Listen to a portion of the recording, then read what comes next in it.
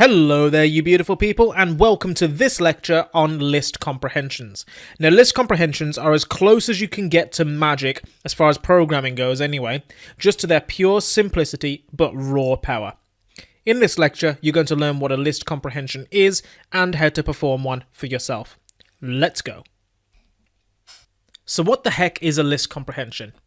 Well, a list comprehension is basically a shortcut method or a bit of shorthand to combine variables, for loops, and if statements to create a list or to comprehend a list in all one line of code. So let me show you an example. Let's say if I want to go through all the numbers between 1 and 100 and create a list of all the even numbers. All I need to write is even numbers equals x for x in range 1 to 101 if x, when divisible by 2, is equal to 0. Now if I print the even numbers, there we are.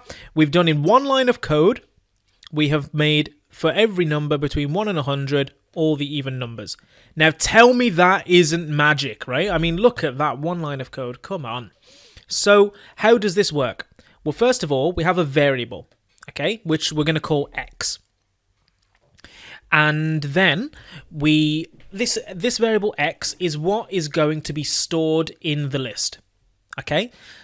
Now, x is going to loop through range 1 to 101. So this is x is going to go, it's going to be 1, 2, 3, 4, 5, 6, 7, 8, all the way up to 100, okay? Now, we only keep x if x when is divisible by 2. Okay, so we go through this iterable, the range 1 to 100, and we only keep x if x is divisible by 2. Okay, so that's how list comprehensions work. Simple as that. So what we could do, let's say, I mean, you could do, it's very easy. I mean, like, it's simple enough if I wanted one called odd numbers, x for x in range 1 to 101, where it is not divisible by 2. And if I do that and print odd numbers, we're going to see that now we've got all of the odd numbers. So let me show you, list comprehensions don't just work for numbers, right? They work for any data type, including strings. So let's say we have a list of words, and our list of words is going to be the quick brown fox jumps over the lazy dog.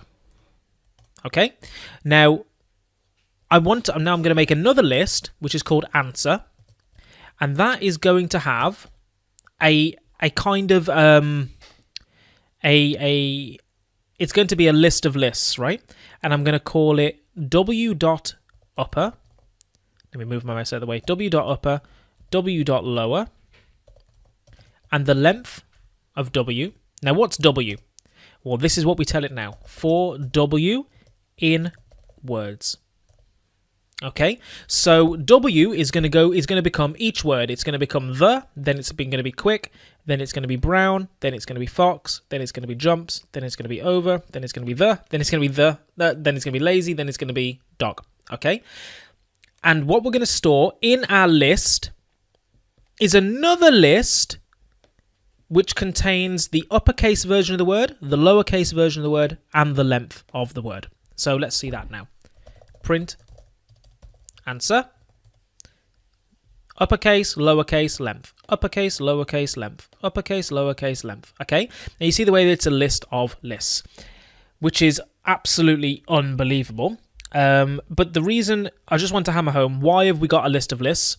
Because we have, I mean, when you do a list comprehension, you always have to have an outer list. But then, like up here, when we just had x, instead of putting x, we put another list inside, and we said w.upper, w.lower, and length of w. And then we told it what w was, w in words, and we didn't actually need an if statement because we just wanted every single one of them. That's going to work just like that. So again, just showing you don't need to assign it and then print it. You can just save it just like that. So I hope you found this absolutely mind-blowing.